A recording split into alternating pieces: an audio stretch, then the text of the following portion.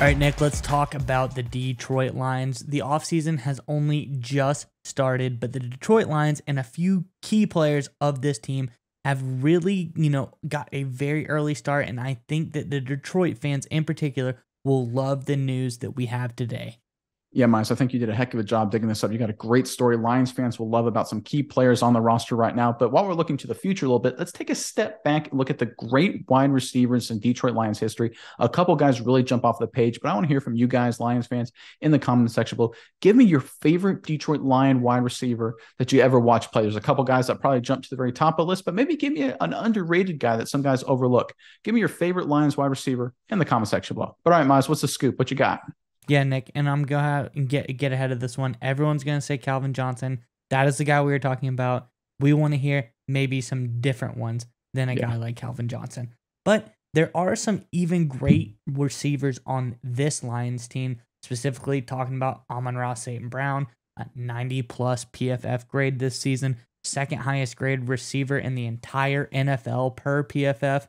Really had a spectacular season this season, and they are looking to repeat that same success. And when I say they, that is Jared Goff and some of the other receivers, specifically Amon-Ra St. Brown, were seen in Southern California at a local high school already, Nick. This is early March we're talking about. They are already running routes, having their own practices, getting the work in early and often. And this is so huge, Nick, because the Lions just narrowly miss out on the playoffs last year. That sting has to burn. They have to think about that all this entire offseason. So what can you do? You can sit there, you can sulk, you can think about, oh, how we almost made it. If this would have happened, we could have been there. Or you can think, listen, if we go out there and work just this much harder this coming season, we're for sure going to make it. And that is what they did. They already got started early March. They're out on local high school fields in SoCal, out there slinging the rock, running routes, doing all of the things they need to do to build the chemistry. I love this by the Lions. Jared Goff, Amon-Ra St. Brown. This is really, really big. What do you think about this news, Nick? Yeah, when you look at any successful organization, whether it's a football team, a business, or what have you, there are two things that really jump out at you that, two common traits that define any organization that is doing a lot of things well. One is when everybody feels empowered to take the initiative and take control of things on their own, right? People who go out of their own way, people who on their own stay late at the office, or people who come in early, people who recognize problems and just fix it without being told.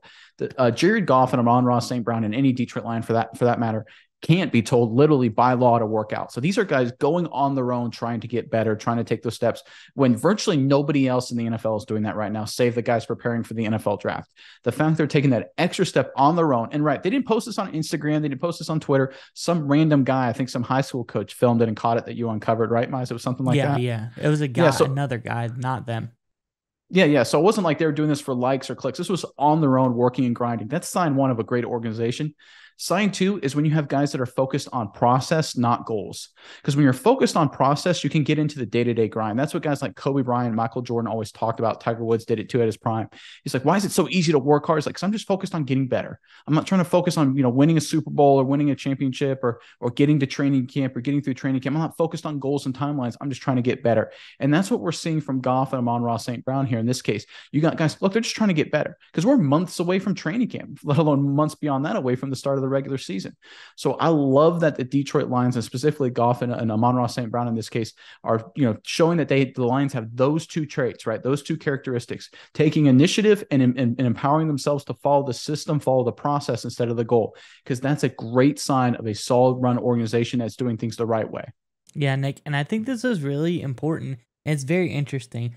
Obviously, we mentioned, this was them doing the work on their own. They were not looking for the publicity. It was a local kid at the high school, saw what going on, called his dad. His dad came over. I think his dad is involved in the football program or something like that. And they just came out, enjoyed the moment, filmed it, put it on social media, it blew up a little bit.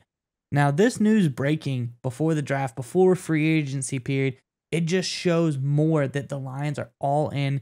It is a team focused on winning. It is a team that wants to go to the distance. And whether this was intentional or not, I do not believe that it was. I think this is another chip in the right direction as far as convincing big-time free agents or guys in the draft to want to come to the Lions. because they are all in. They are 100% committed to making a big push this season, Nick.